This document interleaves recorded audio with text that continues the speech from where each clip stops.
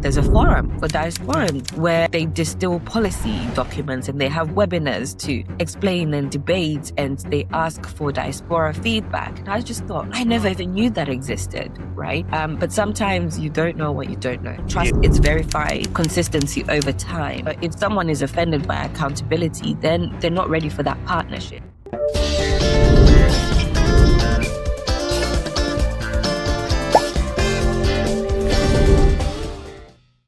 Thank you very much for joining me today, Ruth. I appreciate your time. I know how busy you are. Normally what I do is try to introduce you, but I looked at your LinkedIn profile. I looked at your websites and things that you do. It's like you have more hours in a day than anyone else. I don't know how you do it. So I'm going to leave this to you to introduce yourself. Tell us what you do, both here in the UK and in Zimbabwe. Thank you so much, Ezra, and thanks for having me on the podcast. I'm looking forward to this conversation. So, no, I do not have more hours than everyone. Just a lot of juggling and managing. So I'm Ruth Kudzai. I am a leadership and execution strategist. I am the person people come to get things done. I primarily work in the UK in transport and infrastructure sector, managing complex projects, large budgets. And then alongside that, I also do run a business both in the UK and in Zimbabwe, focused on professional development, diaspora engagement, and structured investment conversation. So I do move between the two systems regularly, between the UK and Zimbabwe. Okay. All right. And the reason I say I think you've got more hours than everyone else because you are also a mom and you're also a wife, and managing business across continents, one in Zimbabwe, one here, and also like a professional job. That's a lot to manage. Do you have any advice on like how to manage huge workloads already? That's what you do as a professional already. But I think as human beings at the moment, we are looking at how to maximize our time in everything that we do. So for those in the diaspora who are thinking, okay, they've got a 9-to-5 job here, and they are also looking to build in their home country. So for example, if you are building in Zimbabwe and you're working here as well, and there's loads of demands, what's your advice around that? So as a project professional, right, and through working with so many incredible people that are doing great things, I realized that, most of the people that are in my space, we manage seasons of life as sprints. I know I'm using project management lingo here, but it's just like, okay, we're going to do this and then we're going to move on to the next thing. When that works, we're going to move on to the next thing. And the one advice that I'm always giving to people who are willing to listen is life is one big project management. It's the biggest project that you will work on, right?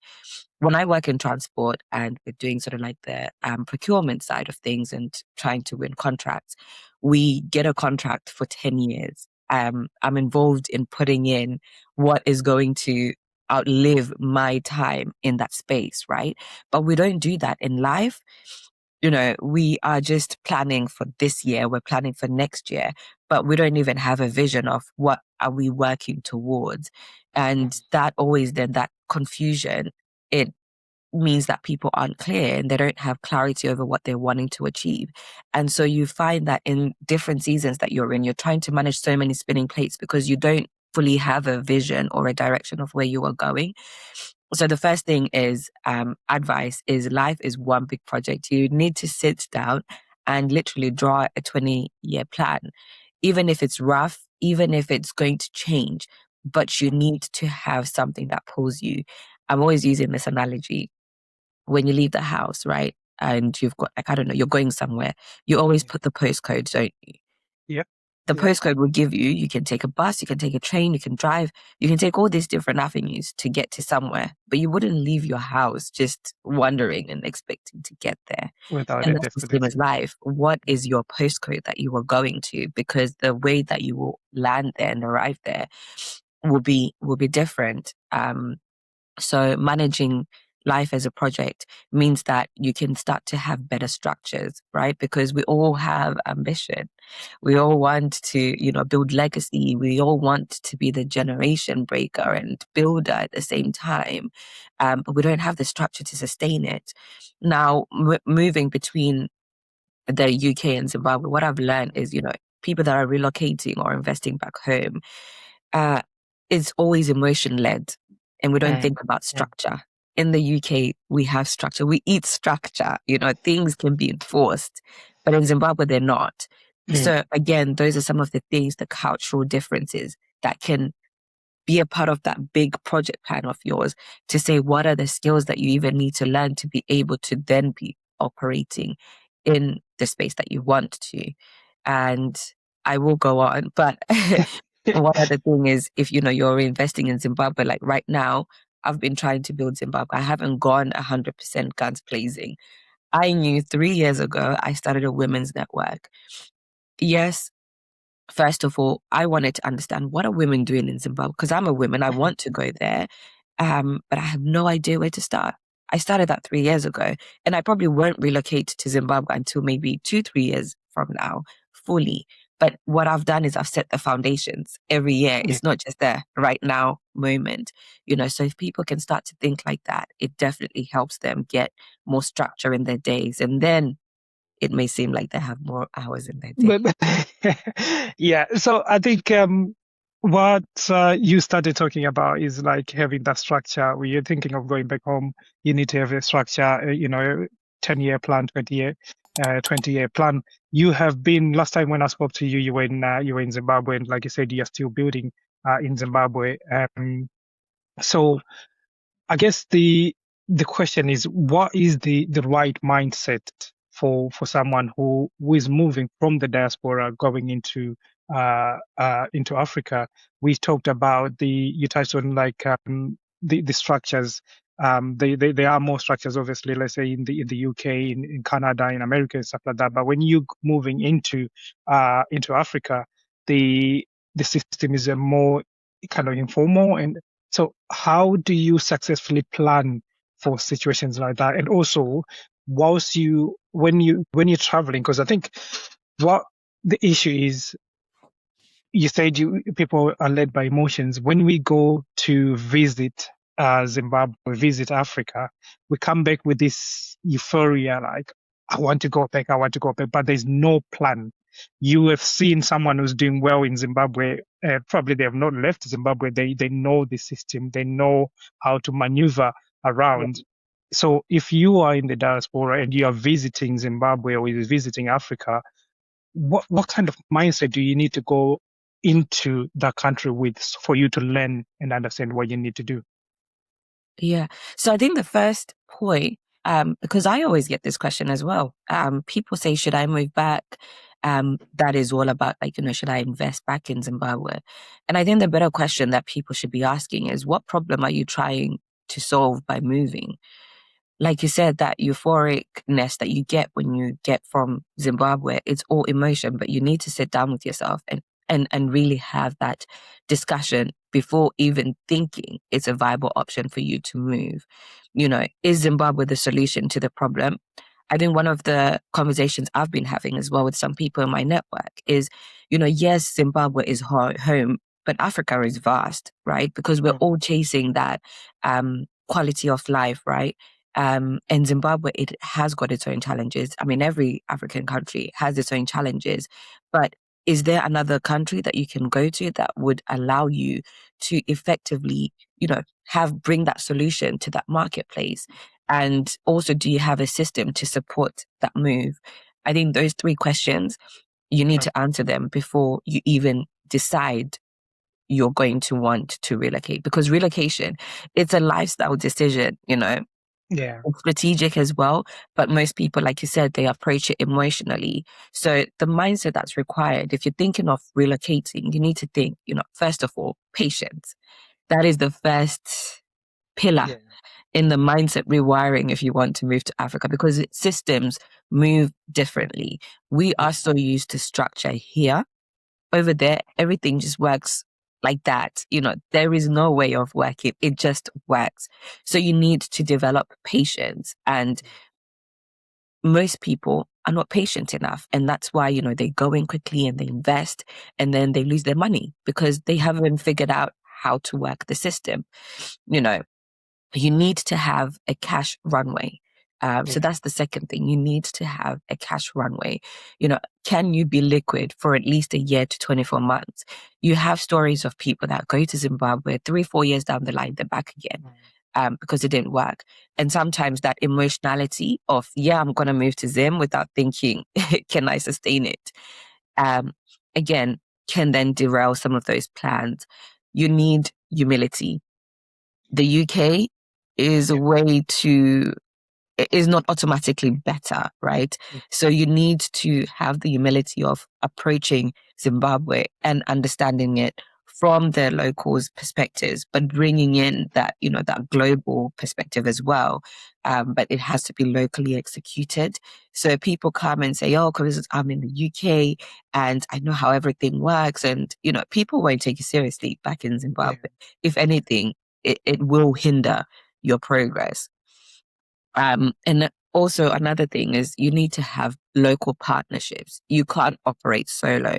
So before you even get to Zim, you need to understand who is the person that is dealing with, my legal side of things. And legal is a big part. People, we don't like to pay the expense, but the expense will be felt further down the line if you don't do that. So, who is going to be doing my operations, whatever it is that you're doing? Is it a farm?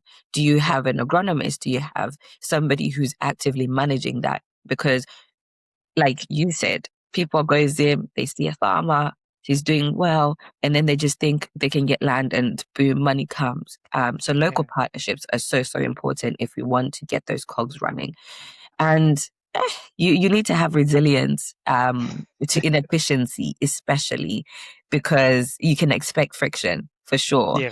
So my experience, I've been able to see that Zimbabwe rewards relationship capital more than, the institutional capital. So I think those 5 pillars will definitely help in terms of the mindset. Okay, so you talked about relationship capital, which is really really good. But I think when you're in the diaspora, and for those who are, most of us who are in the diaspora, the issue of trusting people back home, because a lot of people have kind of invested with family, with friends, and things didn't go well, and they lost a lot of money.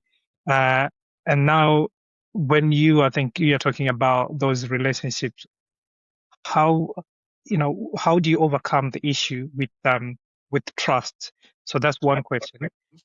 And the other question is, you talked about, investing in terms of like getting the right information, advice, illegal, and any other information that you need, and that's you can pay for consultations and stuff like that. But mostly people don't want to pay for that.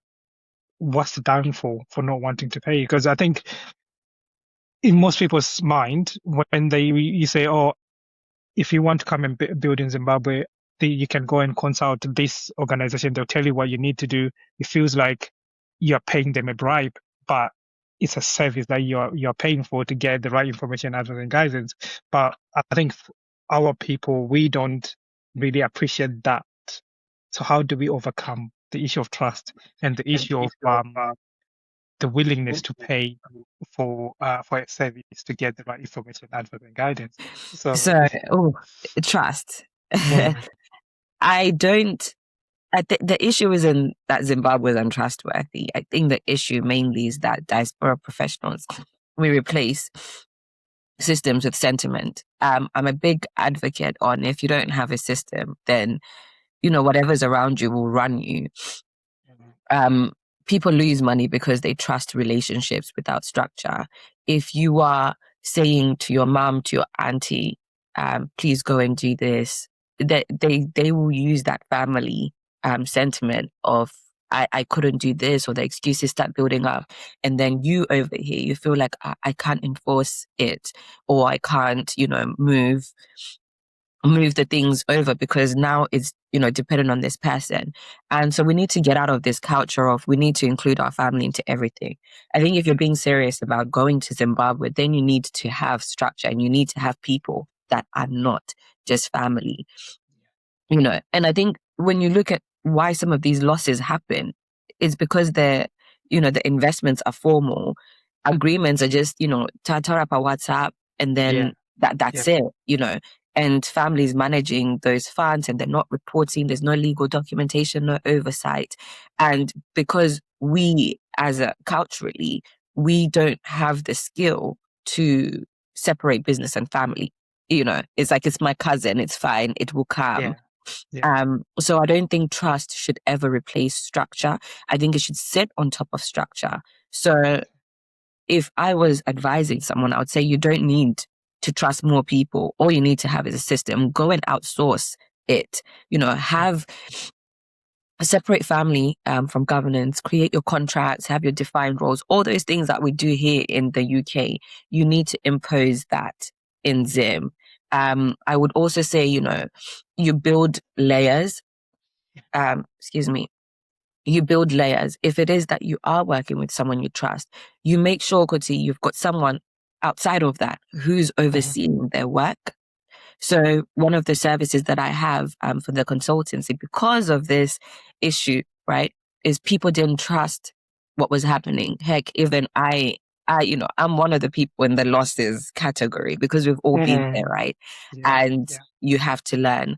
So we started a Diaspora concierge service where everything is managed from a UK Zim perspective. So using our consultancy means that you're getting the reports, you're moving basically, Mhm. and there is that enforceable governance as well because it is operated in the UK. So something different to Zim, where it's like there's no money for me to go and do this. It's a little bit different. So something Mhm. like that is an oversight, an independent oversight. I think will really help. Okay. The other thing is, I would say you don't have to start with 50,000 Mhm. or 100,000 or the big projects. You start small and then that's how you test these relationships and these trust, right? Small capital, small projects, small timelines. And as long as you've got something measurable, then you can also track how that investment is moving. I think the other thing as well is we expect to trust people, but we're not even present in the deals. We send money, then disappear, then we expect governance. But if you're not physically present, whether in the country or on the phone, then things are Yeah. not going to move and then people are going to relax. And, the saying that money without proximity increases risk Mhm. is very true, you know. So I think we're not really afraid of losing money as diaspora. We're afraid Yeah. of losing relationships, and that is built into trust. Yeah. So people avoid investing at all, or they just lose the money. No, I understand. I think it's difficult to then challenge your mom if you send her money and so now it's not fun, but then oh moms, what happened? It's very difficult. So having those structures and then bringing them on if you need to, but Yeah. I think mostly it's best to not involve kind of relatives, from my Yeah. experience anyway. But I think a lot of people have Don't get got me the wrong. same. So I should say I wouldn't recommend it, but it is Mm, still possible. Trust it is is what. not blind belief. I think trust Yeah. is it's verified consistency over time. So Mm, if someone is offended by accountability, then they're not ready for that partnership. For me yeah. personally, I approach Zimbabwe in that way. I have worked with family. I have worked with people. And sometimes it's as simple as a LinkedIn conversation of, oh, you're in this space. I actually need to get something done. Can we do Yeah. it? What are your fees? I am very heavy on asking people, Kuti, what is it going to cost me to get this Mm, thing done? And sometimes, people just rely on like, I know this person, they're going to do it. And as long as there's no money involved, nobody owes you anything, you know? So even though the geography changes, the discipline doesn't. So, you just have to approach it in a systemized way. okay.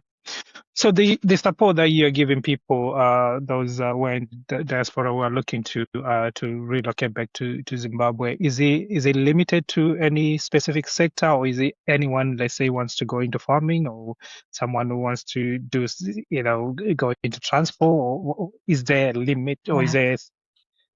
there So a the limit to consultancy who you can help? is in two parts. So it is made up of diaspora professionals who are in between, you know, the UK and Africa at large. So what we do is we bring global standards and then locally execute them with our local team on the ground. And that's more, building the excellency of professional services in Zimbabwe. I say this because this is all, um, the consultancy was developed after seeing a gap. Mm, Excellence in Zimbabwe and professionalism as a whole has got some way. And now where we're competing with the AI, there's mm, definitely like a gap in terms of how do we actually improve ourselves. So that's what we do. We work with public, private individuals and investors. If they have a project that they want to execute, then they can trust a team with the global experience, but we execute it locally. So there will okay. always be a diaspora person on the ground, so to speak. More so, they understand the local system and how that works alongside our local delivery partners, but then also they bring in that expertise. And alongside that, we're also getting some requests of, individuals that would come and say, oh, I want to set up a business, or I want to do this, I want to do that. And for it to neatly fall within a category. That's how the Diaspora Concierge service came about. So the Diaspora Concierge, you come to us, you tell us what it is that you want to do. We will let you know if it's something that we can do or something we can't do. But most things we can do. So most people are looking to start businesses or like the farming. So it might be, somebody comes and says, they're building a house. Alongside the consultancy, we can have a cost consultant, quantity surveyors that treat it not just as nungovaka and it's going to work, Mm, but it becomes a live project. Somebody will tell you that your project is going to cost you 10,000, and for sure mm, your project will cost you 10,000. There shouldn't be any surprises. Um, so if you want to, get someone to like go do your papers, get like land or do whatever it is, we mm. have most likely got the resources to do that. Okay. Now that's really good. I think it saves a lot of people time and the headache of like where do I get the information, who can help me on the ground. So what I'll do, I'll put your contact details in the description box below so that people can look at your website, can contact you and get more information regarding that. But that's really good. So do you have maybe like an example of a project that you recently worked on, or the project that you're working on, just to get a better understanding of exactly what the service look like? So you mean for the Diaspora Concierge service? Yeah, yeah. So right now we do have a few people that are building. So it's almost in two parts. Now, Mm, if you already have your contractors and you want that independent oversight, we can offer that. We just go and kind of like manage the progress and report back. mm, Or you come to us sort of like through the project service. So one house that we are building, we sat down with that individual, did their bill of quantities, and sort of mapped out that, okay, realistically, this is going to take X amount. This is going to take, this is how much it's going to cost you. And then what we do is every week we kind of like execute on that plan and then report on progress to this investor. So they know that, they're getting what they paid for. There's no surprises. They'll have their own portal, their own client portal. So they see all the invoices coming. They see okay. the progress pictures on there.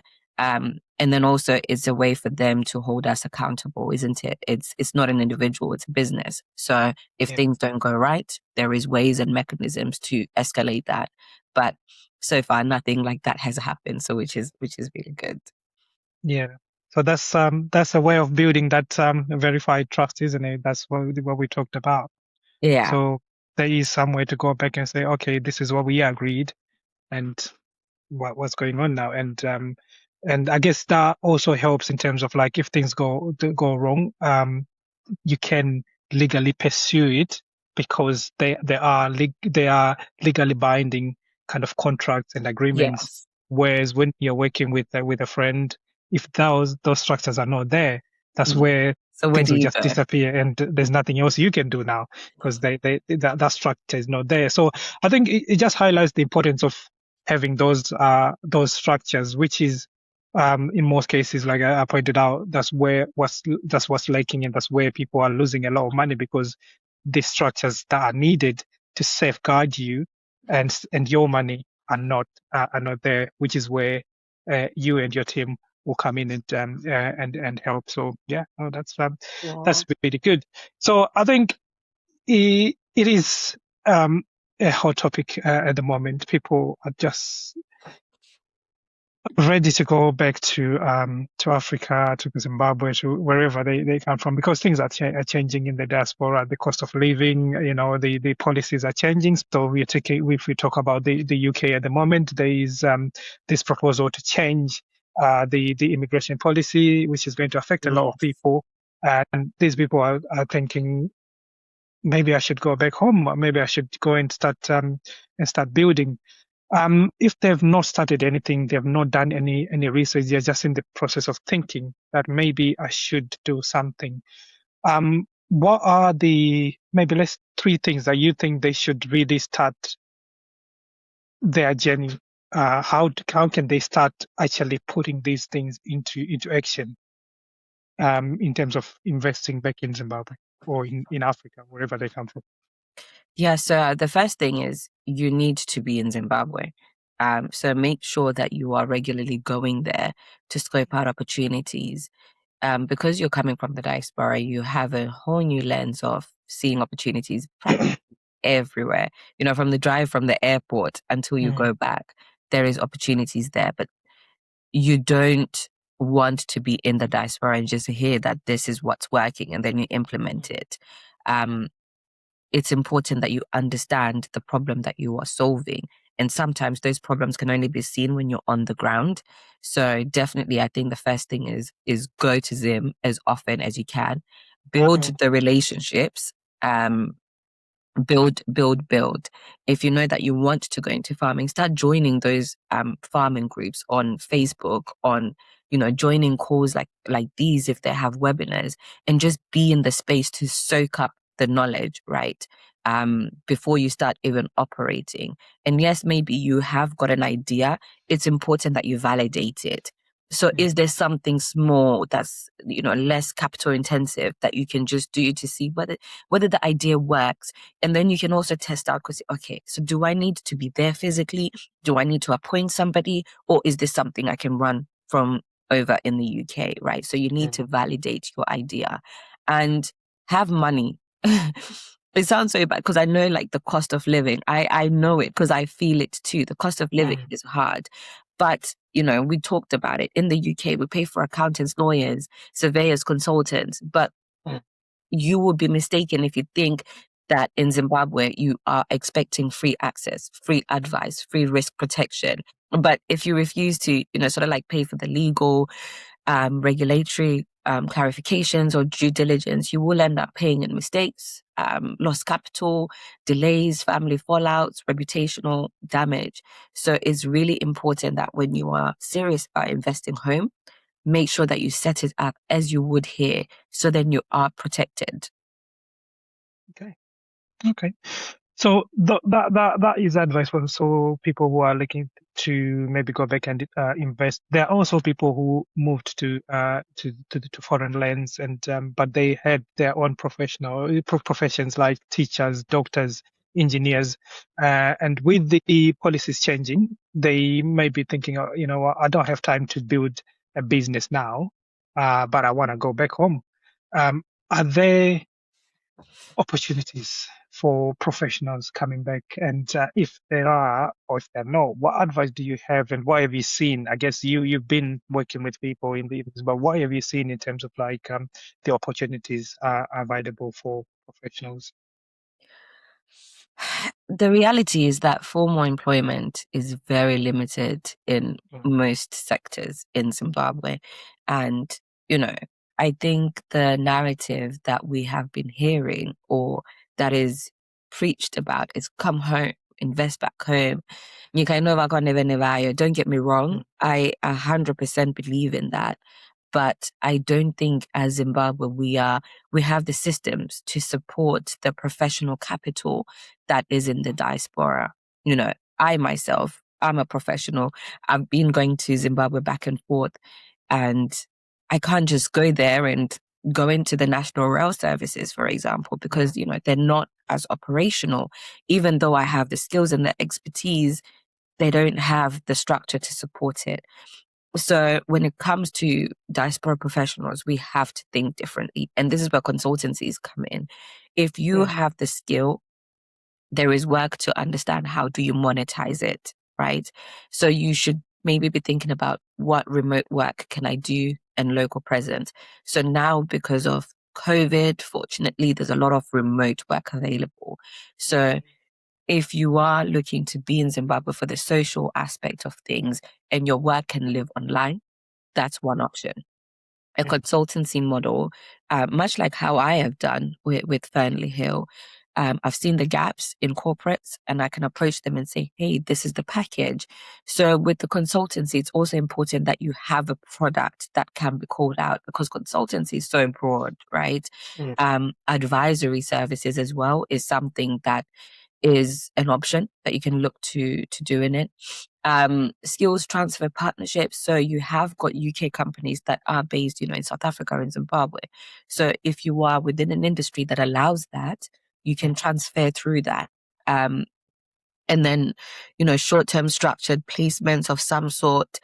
Corporates in Zimbabwe, they do pay mm. well, might I add, also because of the benefit structure too. Um, but they are difficult to find. And again, goes without saying, it's all about who you know sometimes.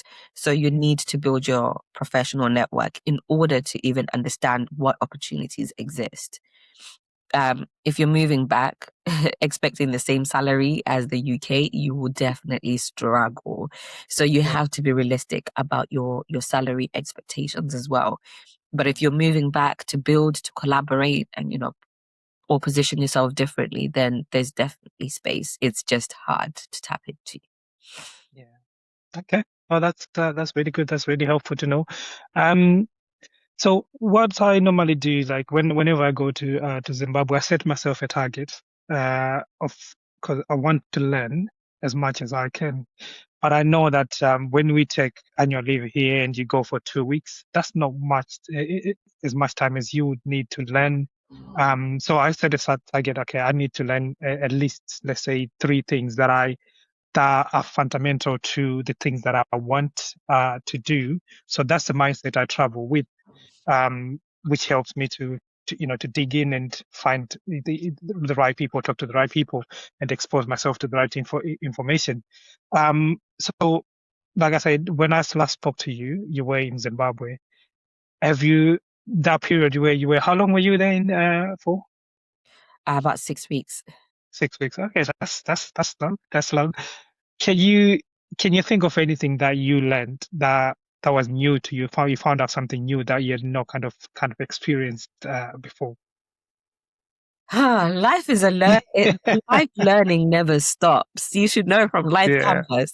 yeah, yeah, So I would say that because I spend so much time in Zimbabwe, I understand how, certain things work. And I think every time I do go, I'm just more topping up the knowledge that I already know. mm, So it was interesting. I went to a finance capital markets event mm, and I learned about, some of the ways that Zimbabwean capital is moving, how people are investing in stocks, and just generally broadly how the finance market in Zimbabwe works. I also learned and understood that they have got mortgages for 20 years. I never knew mm, that because all the mm, information that's being pushed is paid 300,000 in 12 months. So I learned about that, which was really interesting. And I think, as part of the work that I do in terms of connecting the diaspora in UK, that's really interesting to know that people have got mm, options if they want to move. Um, I also learned a little bit about farming. I spent some time on a farm and I understood what structures are needed on a farm and how to, go from zero to something. So that was really interesting. I learned, I guess, more observation that Zimbabwe, Harare and Bulawayo, very big difference. Mm, And because I'm also partly a transport geek, it was interesting to see that Bulawayo transport is somewhat organized. They had a rank, mm. had the Oh, combis okay. were like lined up nicely and neatly on a street. Nice. Uh, so it felt easier to get to get a combi in Bulawayo than it did to get a combi in Harare as Ah, well. And then also just catching up with people, I'm also able to learn about what they're doing in their different spaces too. yeah. How open are people to telling you things when you ask? So, for example, you worked on a farm. How open were people there in terms of like when you ask questions and you want to know and you telling them you want to start the same business as they are in? Uh, Are they really receptive and open to Yeah. tell you? My experience, to be fair, is that people are very open in terms of giving information. Now, when they Mm. give that information, it's also up to you to distill it. You know, Yeah. Yeah. people will broadly tell you what you need to do. So I'll give farming as an example. I can sit down with people. Right now, there's a push, right? Because, well, farming is, you can never go wrong in terms of like the business aspect of it. It's something that's always needed, food. So you can always, do something to make money from it. People are good at sharing their key lessons, and that can help Mm. you understand what to avoid.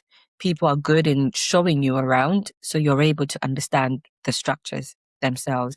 People now will exaggerate when it comes to money. So they could tell you they used 10,000, but maybe they used 20 and something happened, right? Yeah. So now Yeah. it's also up to you that in as much as people are telling you, you also go do your own research. You don't just hear from one person and think, this is the truth, I can do this. You have conversations with many different people. And before you know it, you start to distill the themes that work. And that's how we or you can keep on top of that knowledge Yeah. brain as well. Yeah. Okay. Oh, thank you very much. And one last thing. What I've observed is people avoid things like policies, understanding the impact of politics in the businesses. So you want to go back and start building, but you have no idea what the policies are in the sector that you want to build. How important is it to understand the politics within the country, understand the policies that govern the sector that you want to get into? I think it is very important to understand the policy, much like how we live in the United Kingdom. We've got laws that govern us and we must know them. Otherwise, if we step out, then there are potential repercussions of it. So, in terms of the diaspora, you cannot build in a market that you don't understand. And policy is the foundation of marketing understanding. So when people say do your market research, it's not just go and talk, it's sit down, do desktop, understand, okay, so if I'm gonna go into my farming or I'm gonna go into my solar, what do I need to know? What does the country and the government say about this? And this is where, some people don't even know that you can get grants or funds for farming because they don't even Mm, spend time understanding that there's policies. And because they want to bring diaspora into back into Zimbabwe, they actually have support mechanisms mm, to support those people. So I think then where diasporas get caught up is because they always think that Zimbabwe will operate like UK. And then because of that informalness of how we mm. just think, we just pick up the phone and everything happens. That instability, that lack of preparation is then what people then don't, what's the word? People then don't use the policy understanding to further their Mm. business ventures. So I would say it's really important. Take Yeah. time. There is the embassy here in the UK. If you're ever unsure, it is just go to them, explain your idea, they can then even signpost you to the relevant ministries, to the relevant policies, in order for you to get your idea off the ground. Personally, what I've been able to do is I went to the embassy, and because of everything that I do, sitting at the intersection of, connecting people to the UK, I understood that there's a forum for Mm. diasporans where they distill policy documents and they have webinars to explain and debate, and they ask for diaspora feedback. And I just thought, I never Wow. even knew that existed, right? But sometimes you don't know what you don't know. So True. you have to go in, and see. And, they're always asking for diaspora input or anyone's input into the policy documents. So it's just really important. Just keep updated in the market and in the space that you're wanting to operate. Perfect. Thank you very much, Ruth. Yeah. So before we go, if you were to speak directly to the listeners now and tell them what you do in Zimbabwe, your organization in Zimbabwe, and what it does, how would you explain that to them? Ah, perfect. Yes. Well, and the Mm. website doesn't always tell you everything, but please Mm. do feel free to go on our website. It is www.fernleyhill.com.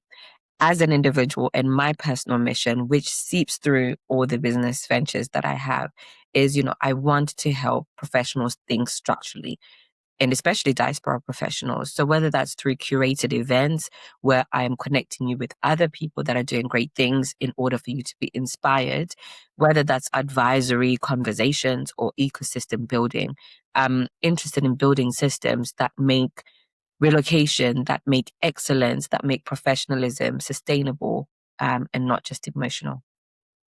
Okay, perfect. Thank you Yeah. very much. No, I appreciate your time, Ruth. I know you are not feeling 100%.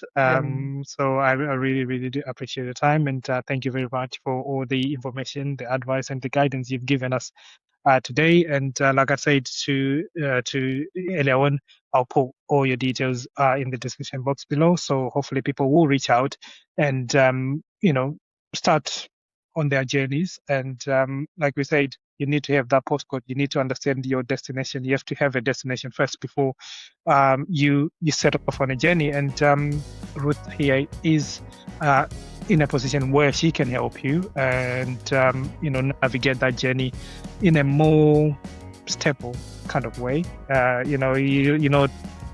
Tugger move in the darkness, not knowing where you're going. So you need a guide. And so if you're thinking about building back in Zimbabwe, here is your guide. Contact Ruth, and you get the information that you need. So thank you very much, Ruth, and I appreciate your time. Thank you, Ezra, for having me.